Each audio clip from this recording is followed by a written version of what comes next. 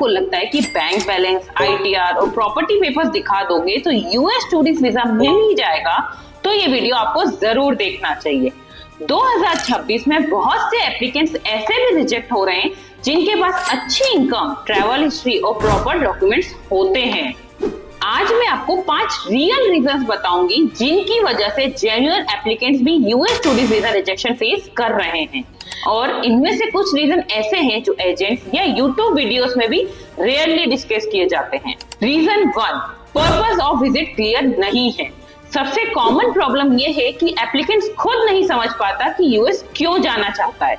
Example, officer पूछते हैं why do you want to visit the United states.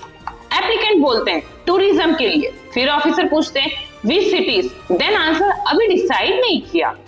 फिर officer ने पूछा कितने दिन, एजेंट ने प्लान बनाया है। ये आंसर रेड फ्लैग क्रिएट कर देते हैं। आपको हर डिटेल याद करने की जरूरत नहीं है, लेकिन अपनी ट्रिप का बेसिक पर्पस जेन्युइनली पता होना चाहिए। रीजन 2, DS 160 और इंटरव्यू आंसर मैच नहीं करते। आज भी बहुत लोग DS 160 बिना पढ़े सबमिट कर देते हैं। एजेंट ने फॉर्म भर दिया और एप्लीकेंट ने कभी रिव्यू ही नहीं किया।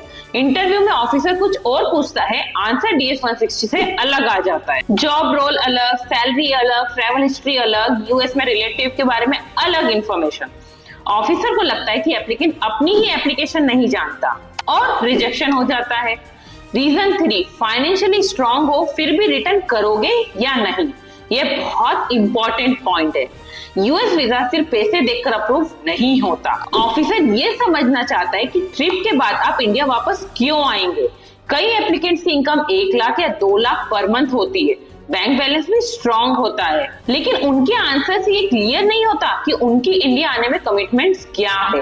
Stable job, business responsibilities, family commitments, future plans. अगर रिटर्न इंटेंट क्लियर नहीं है तो स्ट्रांग फाइनेंस भी अप्रूवल गारंटी नहीं करते। रीजन 4, रीसेंट वीजा रूल्स और इमिग्रेशन कंसर्न्स। आजकल ऑफिसर इमिग्रेशन रिस्क को पहले से ज्यादा सीरियसली देख रहे हैं। अगर एप्लीकेंट के आंसर से लगता है कि वो long term stay, work opportunities या सेटलमेंट के बारे में ज्यादा इंटरेस्टेड है तो कंसर्न क्रिएट हो सकते हैं।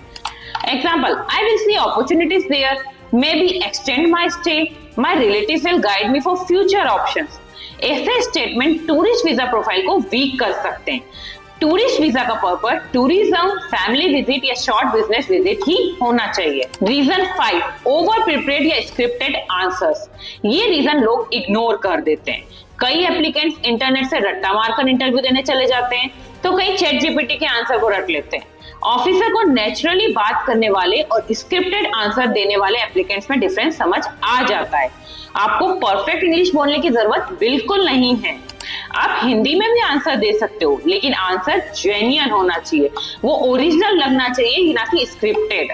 जब हर आंसर बुक की लाइन की तरह लगता है तो क्रेडिटेबिलिटी अफेक्ट हो सकती है। तो दोस्तों, 2026 में यूएस टूरिस्ट वीजा रिजेक्शन सिर्फ डॉक्यूमेंट्स या बैंक बैलेंस की वजह से नहीं हो रहा।